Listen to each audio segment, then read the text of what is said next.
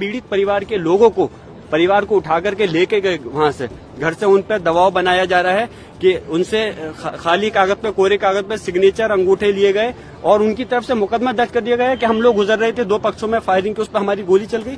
ऐसा जुल्म ज्यादती होगा तो क्या कानून रहेगा? तो फिर मुसलमान आपस में कहां से सामने आ जाएंगे? हमने सम्मान करा, दूसरे सर्वे भी करा दिया गया और उसके बावजूद आप गोली चला रहे हो हमारे लोगों पर। जुमे के दिन जिस दिन नमाज से रोका गया, मैं मौजूद था तो कोई घटना नहीं हुई, और जिस दिन मैं मौजूद नहीं हूं तो बलवा मैंने करा दिया। इन लोगों को तो नोबेल प्राइज मिलना चाहिए। बेपनाह दुखद घटना है। माननीय राष्ट्रीय अखिलेश यादव जी ने भी इस मसले को बहुत गंभीरता के साथ उठाया है और हमारा संभल जल रहा है।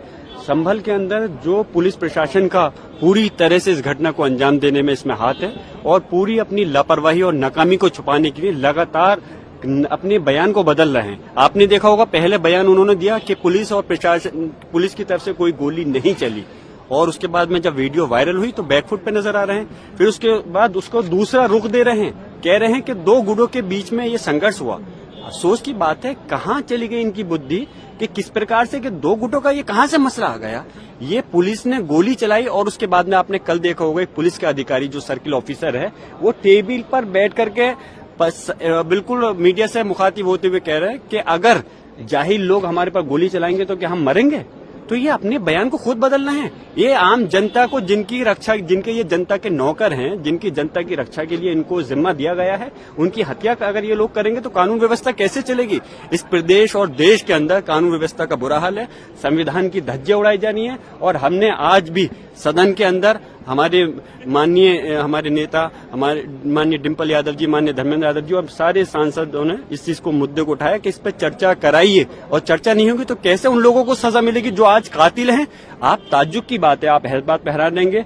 वहां डिस्ट्रिक्ट डीएम कह रहे हैं कि हमने एक जांच बैठा दी है, और जांच भी जो लोगों पर आरोप है अगर वही लोग जांच करेंगे तो कैसे हक और इंसाफ मिलेगा। इसकी जांच सिटिंग हाई कोर्ट के जज से होनी चाहिए, हमारी मांगे। और जो इसमें अधिकारी दोषी हैं, चाहे के विश्नोई जो पुलिस अधीक्षक संभल है या सीओ अनु चौधरी है, उनके खिलाफ हत्या का मुकदमा दर्ज होना चाहिए। सीधे गोली स्टेट फायरिंग कर रहे हैं और वो जेल की सलाखों के पीछे होनी चाहिए, हमारी मांग है। तभी इन लोगों को इंसाफ मिलेगा जिन लोग पीड़ित परिवार हैं। जैसे अभी बताया कि पीड़ित परिवार के लोगों को, परिवार को उठा करके लेके गए वहां से घर से, उन पर दबाव बनाया जा रहा है कि उनसे खाली कागज पे, कोरे कागज पे सिग्नेचर, अंगूठे लिए गए और उनकी तरफ से मुकदमा दर्ज कर दिया गया है कि हम लोग गुजर रहे थे, दो पक्षों में फायरिंग की, उस पर हमारी गोली चल गई।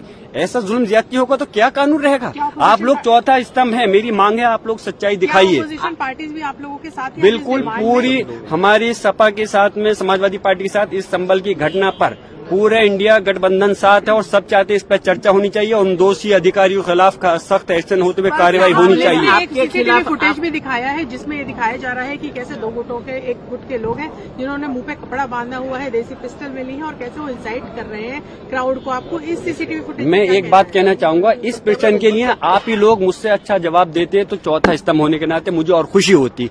कपड़ा बांध करके मैं पूछ रहा हूँ, अगर इसमें इसकी जगह पर कल को आपके भी बच्चा हो सकता था, इन पुलिस अधिकारियों का भी बच्चा हो सकता था, अगर क्या उसके साथ भी ऐसे ये गोली उठा करके मारते? आप हैरान होंगे, एक व्यक्ति को जिन्होंने लाठी मारते मारते गिर गया, उसको पिस्टल से निकाल के गोली मार दी गई।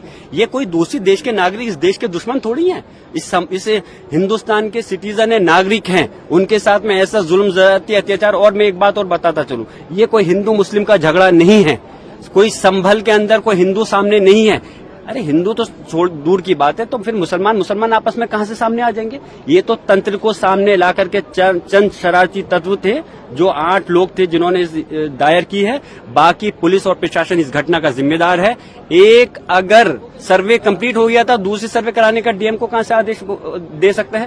कोर्ट आदेश देते, हमने सम्मान करा, दूसरे सर्वे भी करा दिया गया और उसके बावजूद आप गोली चला रहे हो हमारे लोगों पर। आपके खिलाफ FIR है, आप पर आरोप लगाए जा रहे हैं। जिसकी क्या कहें, जिसकी लाठी उसकी बहस, जो चाहे कर लें, आज सरकार उनके हाथ में है। जिससे आप अंदाजा लगा सकते हैं कि किस प्रकार जब जो व्यक्ति, यानी कि मैं अगर उस समय घटना पे मौजूद नहीं था, बेंगलोर हूँ, आउट ऑफ स्टेशन हूँ, तो उसके बावजूद जिस दिन ये सर्वे हुआ उस दिन घटना नहीं हुई, मैं मौजूद था। जुमे के दिन जिस दिन नमाज से रोका गया, मैं मौजूद था तो कोई घटना नहीं हुई, और जिस दिन मैं मौजूद नहीं हूँ तो बलवा मैंने करा दिया। इन लोगों को तो नोबेल प्राइज मिलना चाहिए जिस प्रकार से ये काम कर रहे हैं। और शर्म, पूरा देश शर्मसार है और देश नहीं पूरे दुनिया के सामने देश की जो छवि खराब हो रही है। मैं मांग करता हूं कि प्रधानमंत्री महोदय को आगे आना चाहिए और इसमें जाकर के हालात को देखें। मणिपुर नहीं बनाए संबल को, मणिपुर के अंदर तो उन्होंने जाने की जहमत नहीं करी, लेकिन संबल का जो सूरत हाल हो रही है बहुत अफसोस की बात है। जो हट धर्मी तानाशाही चल रही है इस पे लगाम लगनी चाहिए। जो अननेम्ड FIR हुई है उनकी आड़ में लोगों को परेशान किया जा रहा है, टॉर्चर किया जा रहा है, उसको तुरंत रुकना चाहिए। ऐसी हमारी सारी माननीय सांसदों की मांग है, समाजवादी पार्टी के इंडिया गठबंधन की मांग है। बहुत बहुत